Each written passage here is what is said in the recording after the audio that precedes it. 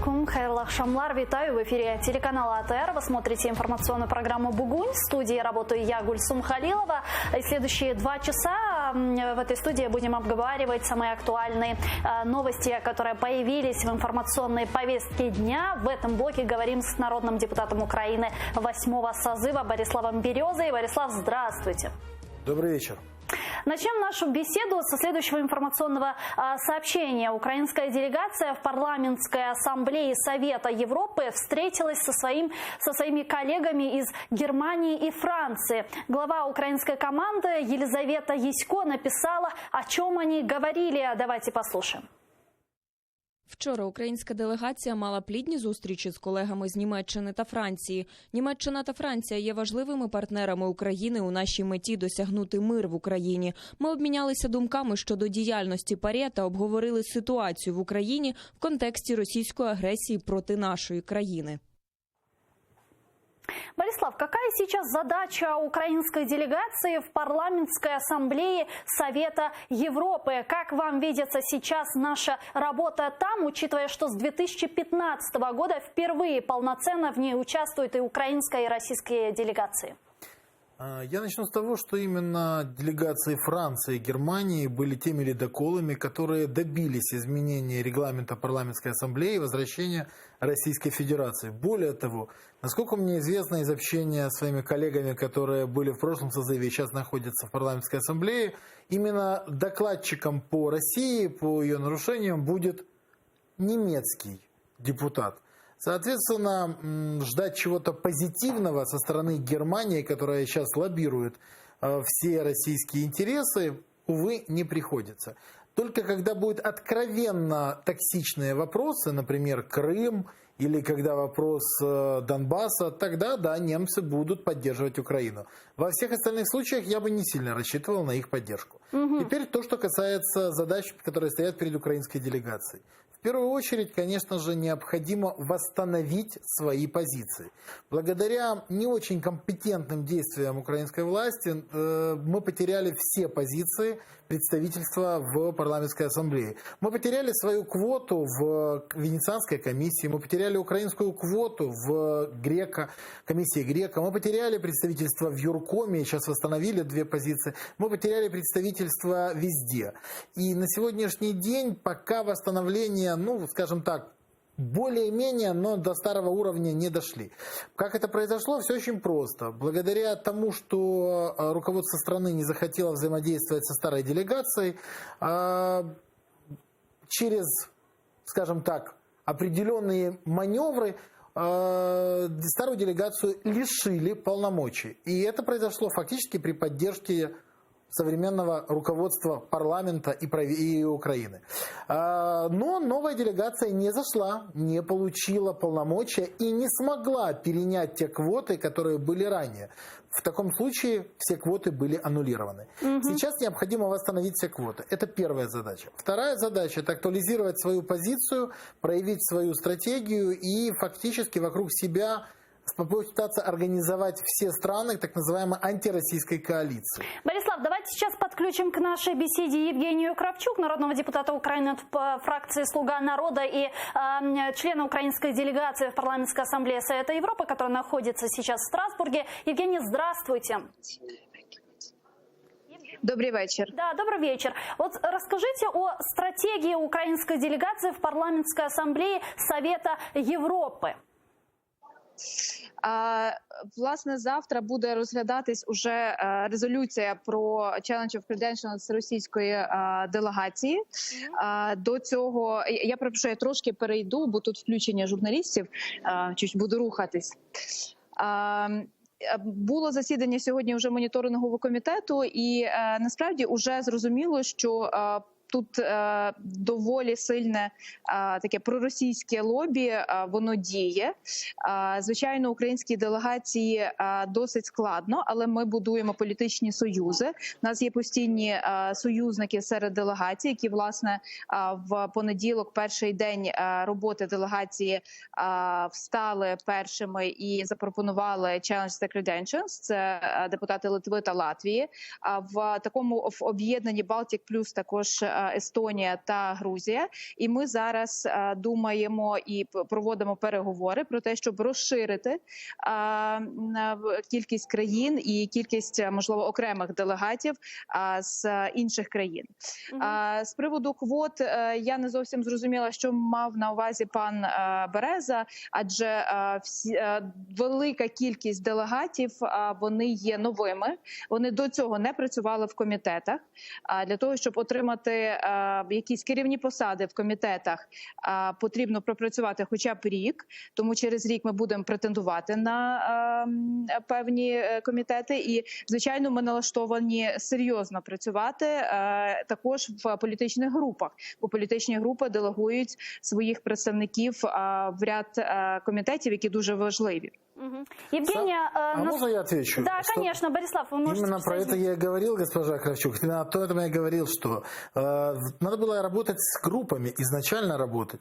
И нужно было все-таки договариваться о квотах, которые бы предоставляли группы в обмен на свою позицию или свое представительство. Сейчас это сделать крайне тяжело, потому что фактически уже все поделено. Кроме того, если бы вы осенью зашли, то вы могли бы тогда предлагать группам определенные позиции. Ну вот как, например, сейчас обещали консерваторам, что зайдут с них гораздо больше, а из новых зашли только 3 человека. Консерваторы ждали большего и могли предложить вам тоже в должность вице-президента от своей позиции, от своей группы. Кроме того, есть и другие переговорные позиции, как можно получить ту или иную должность для того, чтобы сохранить квотное представление Украины в комиссиях.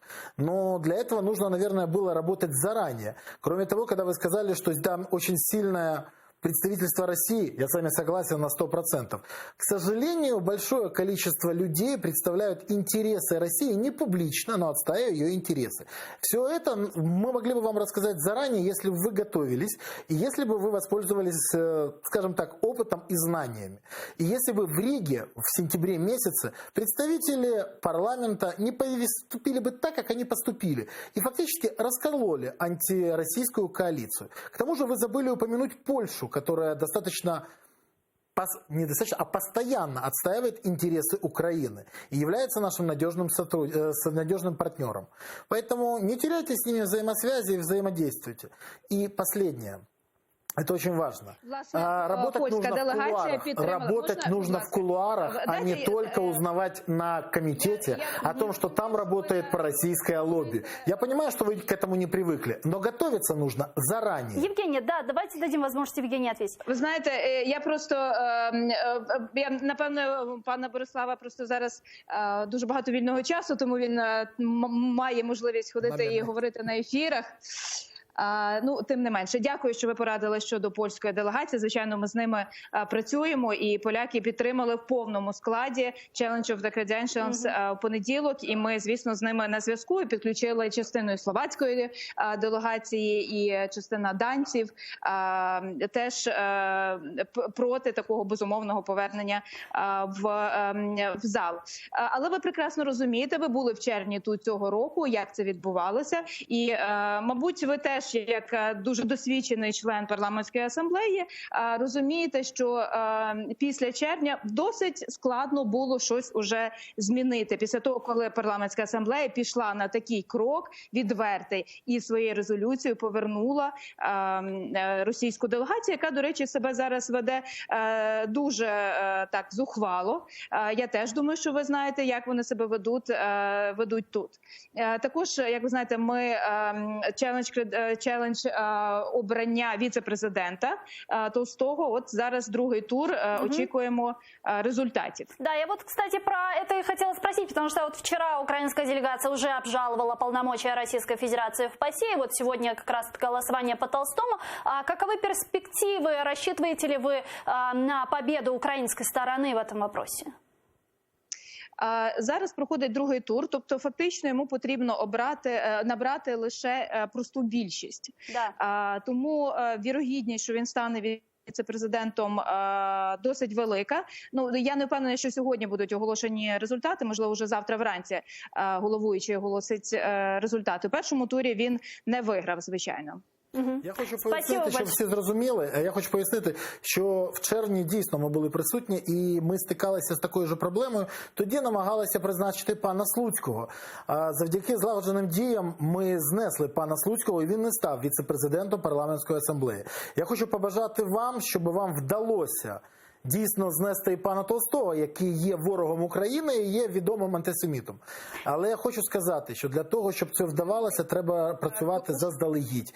І не на сесії, а за декілька місяців до сесії. Я сподіваюся, що вам вдасться налаштувати на роботу і навколо вас збереться дійсно потужна антиросійська коаліція, бо інакше ви не зможете досягти нічого. Спасибо большое, Евгений Кравчук. Дуже дякуємо. Народний депутат України, фракция «Слуга народа», представитель украинской делегации в парламентской ассамблее Совета Европы, была с нами на прямой связи прямо из Страсбурга. Борислав, а что касается обжалования полномочий российской делегации в парламентской ассамблее Совета Европы, как вы думаете, пойдет ли на это Европа? Готова ли Европа отказаться от членских взносов Российской Федерации? Лишь все-таки они будут стоять на стороне РФ?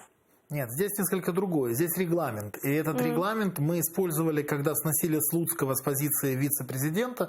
И точно так же сейчас происходит по отношению к Толстову, когда есть ситуация, на основании которой он не может занимать эту должность. Просто сейчас речь идет о том, что Толстой вот вчера уже сказал, если вот на нас наложат санкции, вот мы уйдем, мы объявим демарш, мы выйдем и спасем. Он блефует. Точно так же говорил Слуцкий, что если я не стану вице-президентом, то... Но он не стал вице-президентом, и мы ему не дали тогда это сделать.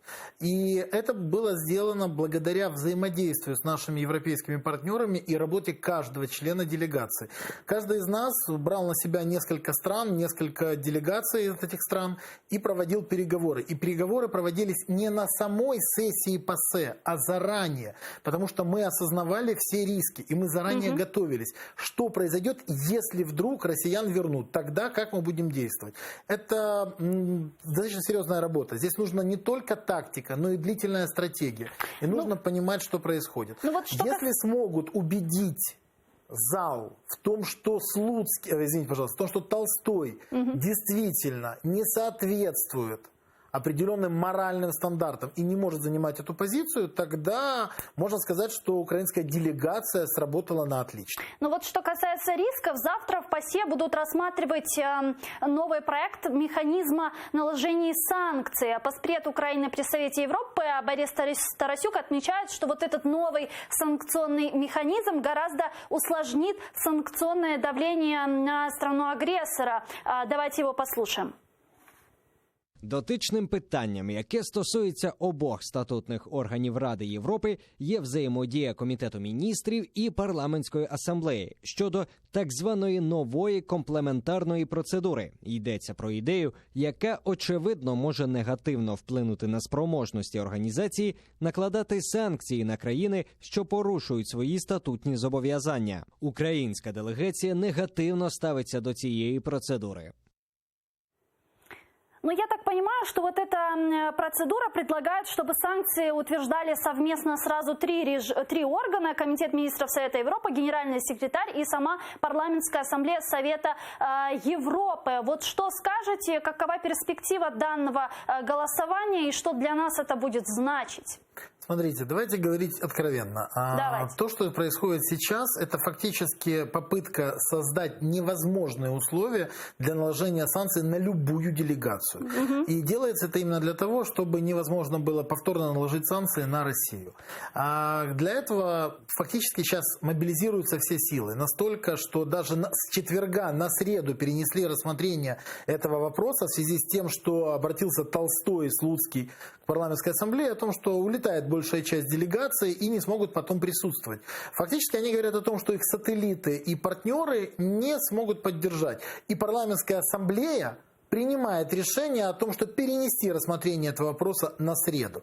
На сегодняшний день парламентская ассамблея явно не симпатизирует Украине. Причина – это множественные вопросы. Потому что здесь и то, что все говорят, смотрите, Украина уже вошла в переговоры с Россией. И в том, что Украина изменила риторику свою и так далее. Мы, к сожалению, видим причинно-следственную связь. Мы видим, как одни действия влияют на другие. Поэтому большая опасность принятия этого решения. Поэтому сейчас самая главная задача – это ослабить это решение правками и добиться все-таки максимального облегчения наложения санкций на любую делегацию. Иначе наложить санкции на Россию будет просто невозможно. Ну, пока парламентская ассамблея пытается сделать невозможным наложение санкций, Европейский Союз расширил все-таки санкционный список за подрыв территориальной целостности Украины. Об этом сообщил журналист Рікард Йозвік. Давайте его послушаем.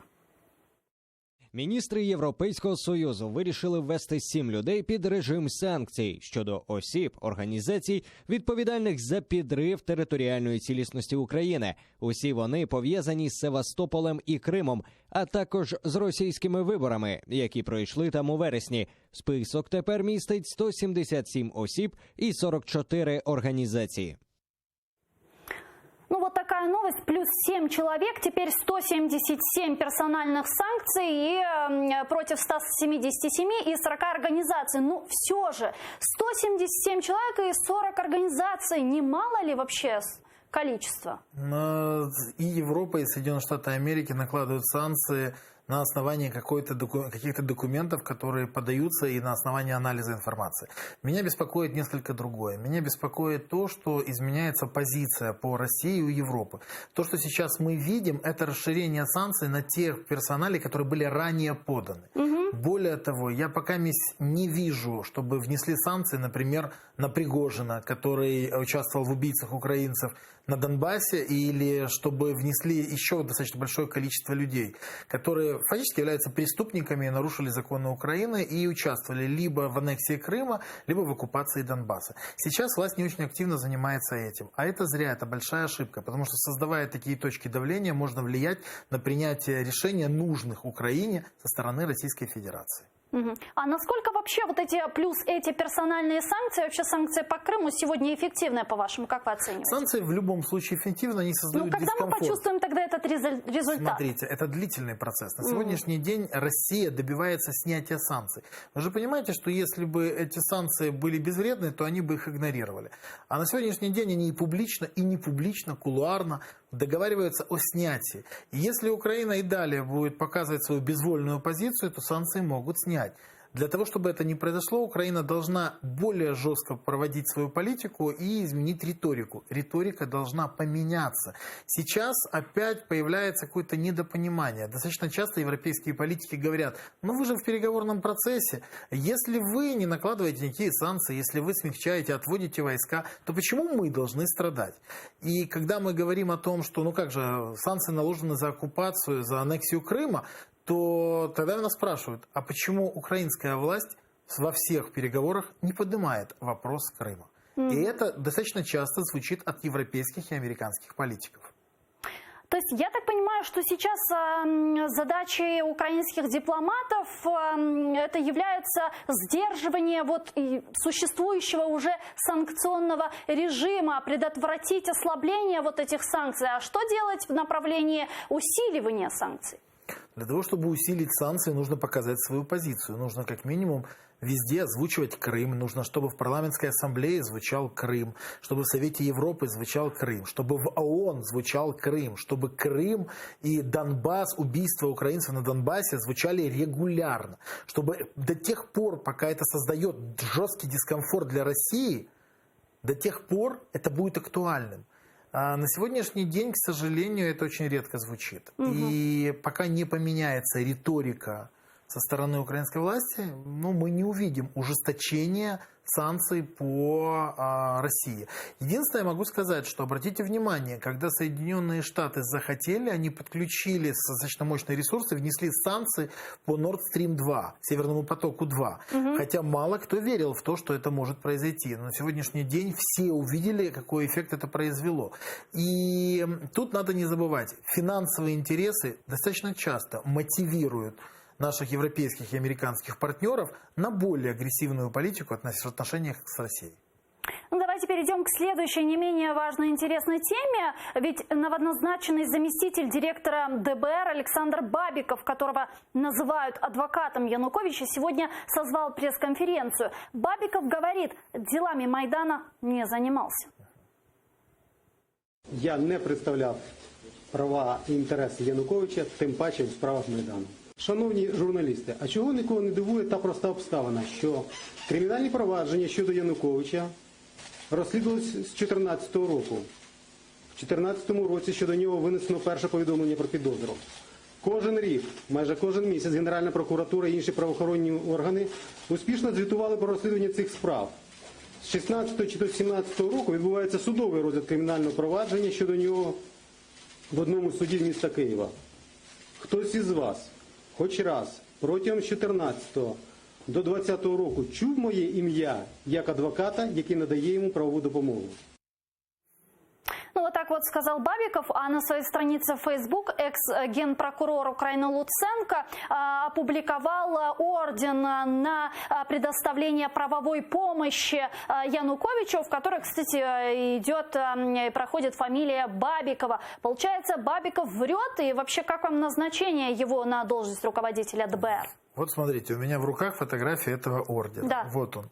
Здесь написано, что ордер на надання правової допомоги Януковичу Віктору Федоровичу від 21.02.2017 і адвокатом Бабикову Александру Петровичу.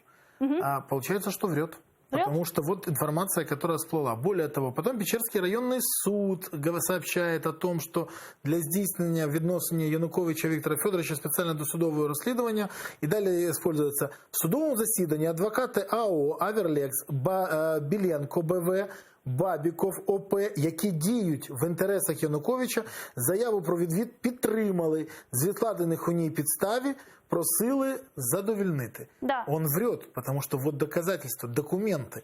И вот у нас тогда вопрос. Получается, что один из руководителей ДБР врунишка, и получается, что доверия к ДБР нет? Но получается, что так. Потому что если есть документы, подтверждающие, что он обманывает, то скажите, пожалуйста, где еще он будет врать? В какие еще моменты? И какое доверие может быть к этому органу? Подозреваю, что это доверие было уничтожено сегодня благодаря этой пресс-конференции. Видимо, господин Бабиков не думал, что документы сохранятся. Или думал, что о них никто не узнает. Я не знаю, что его мотивировало. Назначение Бабикова на должность руководителя ДБР вызвало в обществе возмущение и так далее. Вот как вы думаете, и многие начали его назначение называть пророссийским реваншем. А вот вам как видится, его назначение есть пророссийский реванш или же все-таки нет? В его назначении есть стопроцентный конфликт интересов, потому что, получив информацию из одного источника, он придет в другой источник и использовать ее может. Тут есть нарушение как минимум нескольких морально-этических норм, в том числе и адвокатской тайны. И я считаю, что этот человек не имеет права заниматься делами Майдана, и вообще, знаете, человек, который соврал, вызывает у меня множество вопросов, и как минимум у меня к нему теперь недоверие. Угу. Ну а как вы думаете, если в обществе будет расти неприязнь к Бабикову, возможно ли его увольнение, либо отставка? И если действительно такое есть, и мы видели, сегодня стали свидетелями того, что он нагло врет, зачем это новой команде, в новой власти, зачем его назначать? Нужен ли им такой скандал вообще? Дело в том, что мы часто видим, как назначают по той или иной квоте. Мы не знаем, по какой квоте назначили Бабикова, кто пролоббировал его назначение. Я же не думаю, что лично Зеленский вообще знал такую фамилию Бабиков. Кто-то протолкнул, дальше эта фамилия зашла, и теперь мы видим ситуацию. Я думаю, что здесь гораздо все сложнее. Дело в том, что сегодня я прочитал еще интересную новость о том, что Роман Труба будет защищать свою честь и достоинство в суде, потому что считает незаконным увольнение себя с занимаемой должности президента. Да, мы к этой новости перейдем, мы ее готовили, а до этого давайте подключим просто Марию Ионову, народного депутата от фракции Европейской солидарности, и продолжим нашу беседу. Да, пожалуйста. Мария, здравствуйте. Добрый вечер. Добрый вечер. Мария, вы совсем недавно с другими вашими коллегами из Европейской солидарности отнесли письма семей Небесной Сотни в ДБР, где они требуют увольнения руководителя ДБР Бабикова. Вот что сейчас с этим? Вам ответили с ДБР, не ответили? Каковы ваши будут дальнейшие действия? Ну, на жаль, цей державний орган точно не відповів і не відреагував. Також, як ви знаєте, в п'ятницю наші колеги чатували спільно з родинами Небесної Сотні в парламенті, тому що, в принципі, це була така остання, одна з таких останніх надій до парламенту, до спікера. На жаль, відповіді немає, тому що насправді це такі, я не знаю, як це дипломатичною мовою сказати, що стосується призначення Бібікова, коли ми з вами знаємо, що він починає працювати в кінці грудня, начебто, як він сьогодні сказав, як радник, тимчасово виконуючий обов'язки керівника ДБР, потім якимось чином проходить за 3 дні конкурс, його призначають. Насправді сьогодні, в принципі, досить тривалий був брифінг, але на жодне питання конкретної відповіді не було. І плюс, якби ті події, які якраз розгорталися і відбувалися під час цього брифінгу, взагалі ще раз підтверджують, скажімо так, повернення до тих старих методів, які були під час Януковича. І коли я також задала питання, була присутня на брифінгу разом з моїми колегами Ростиславом Павленко і Ахтемом Чийгозом, що стосується ухвали Печерського суду, там, де якраз Бібіков діє в інтересах Януковича, це документ, тобто це ж не ми його придумували. Він це заперечував, казав, що він був молодим, перспективуючим адвокатом. Насправді, знаєте, взагалі весь процес, починаючи від недопуску народних депутатів в п'ятницю разом з родинами Небесної Сотні до ДБР. І сьогодні, наприклад, ми сьогодні заходили, і до Ахтема Чийгоза підійшли співробітники незрозумілої організації, сказали, ви знаєте, вам треба пройти спецбезпеку, хоча він є народний депутат. Тобто, а потім я вже не говорю про те, що чомусь винесли Тетяну Чорновіл, коли я почула її крики і почала бігти, тобто мене за руки ламали якраз співробітники правоохоронних органів, і насправді ті, хто були присутні під час брифінгу, і на очах журналістів всіх люди просто без жодних пізнавальних знаків винесли Тетяну Чорновіл, і на це перший заступник ДБР жодним чином не відреагував. Моторошно, тому що насправді такі методи ми з вами пам'ятаємо, які були під час Януковича. А наразі вони повертаються. Спасибо. Мария Ионова, народный депутат, фракция «Европейская солидарность», была с нами на прямой связи по телефону. Борислав, как вы отметили уже выше, действительно, бывший руководитель ДБР Роман Труба не согласен с решением президента о своем увольнении и направил уже иск в Верховный суд. Давайте послушаем его цитату. Подав позов до Верховного суду про визнання незаконним указу президента України про дострокове припинення повноважень директора Державного бюро розслідувань. Зняття з посади було політичним рішенням, яке з'явилось внаслідок реалізації сценаріїв різних груп. Оцінити його ефективність можна буде з плином часу. Наразі ДБР стало вершиною моєї професійної кар'єри. Тому, вважаю, дострокове припинення повноважень на посаді директора має отримати, окрім політичної, правову оцінку. Тут очень короткий комментарий хотелось бы услышать, потому что у нас еще есть несколько тем. В начале января Труба говорил, что ему мстит Порошенко. Сейчас он подает иск на Зеленского. Он что думает, Порошенко и Зеленский заодно? Смотрите, я не психиатр господина Трубы, поэтому я думаю, стоит разобраться самостоятельно. Я общался с юристами. После интервью господина Трубы Сони Кошкиной и Левому берегу там минимум 3 уголовных преступления, в которых он сам признался. Поэтому пусть разбирается отдельно. Это раз. А еще хотел кое-что сказать. Я сегодня сказал о том, что господин Бабиков был назначен по квоте. Я не ошибся, я не оговорился.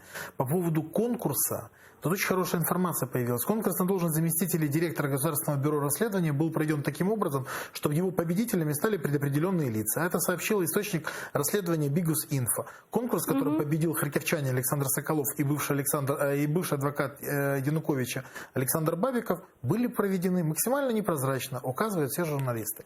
То есть мы видим подлог и реально квотирование. Осталось выяснить, чья это квота и кто его протолкнул. И я сомневаюсь, что человек откажется от своей квоты, который пролоббировал назначение Бабикова на это место.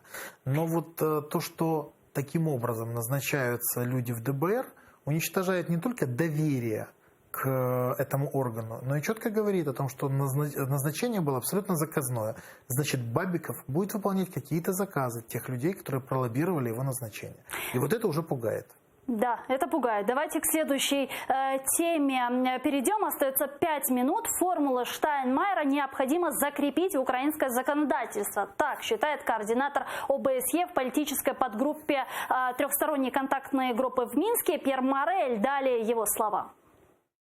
Основне досягнення – узгодження формули Штайнмайера, адже це простий інструмент. Вона була озвучена ще в жовтні 2015 року, коли зустрілися лідери, оскільки вони бачили, що час спливав до крайнього встановленого терміну – до кінця року, і зв'язок виборів і статусу не був чітким у тексті, і ми мали різні тексти. Тож лідери узгодили покроковий зв'язок двох елементів – це завдання усе ще попереду, адже потрібно внести додаткові правки до законодавства, щоб імплементувати формулу.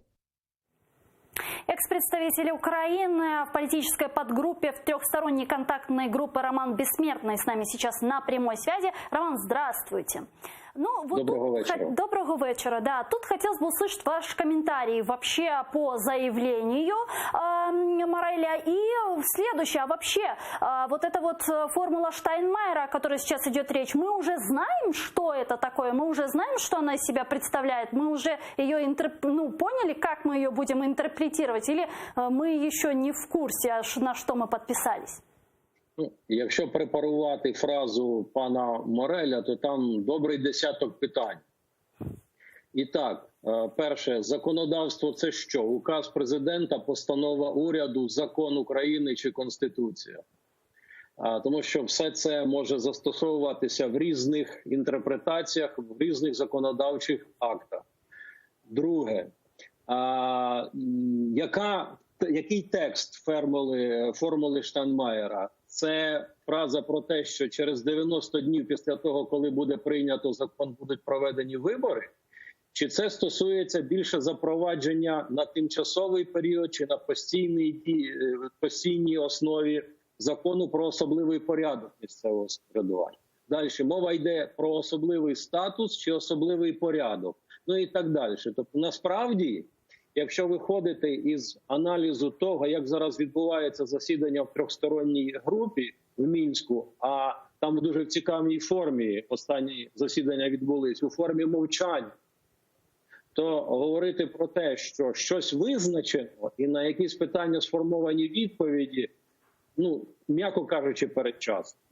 З моєї точки зору, на сьогодні вже можна і потрібно навіть припинити розмови про якусь реінтеграцію, а доречно навіть існування якесь, не більше, не менше того, що називається трьохстороння контактна група, нормандський формат і так далі.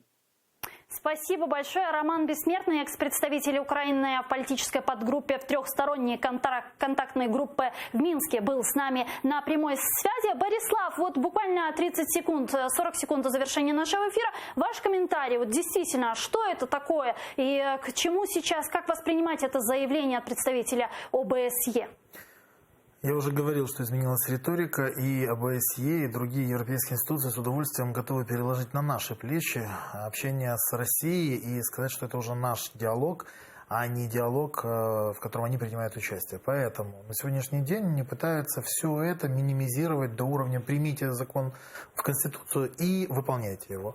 Но Конституция – это не список каких-то там желаний или хотелок кого-то в Кремле или каких-то членов группы ОБСЕ. Это главный закон Украины, по которому мы живем. Поэтому под какие-то хотелки определенных личностей мы ничего переписывать не должны. Более того, мы должны четко осознавать, что мы можем менять законы в своих интересах, и не более. Дуже дякуємо. Борислав Береза, народний депутат України 8-го созыва, был с нами на протяжении эфира. Дуже дякуємо вам. А я вынуждена завершать этот блок буквально через 5 минут. Эфир телеканала АТР продолжает новости. Смотрите, не переключайтесь. А после в нашей студии будет лидер крымско-татарского народа Мустафа Джемилев. Коршкевич.